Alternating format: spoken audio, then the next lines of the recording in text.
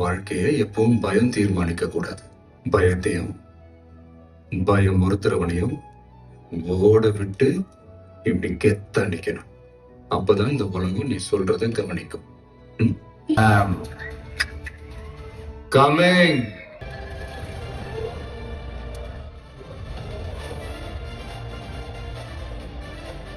என்னடா one last dance. ஓகேடா, போடே.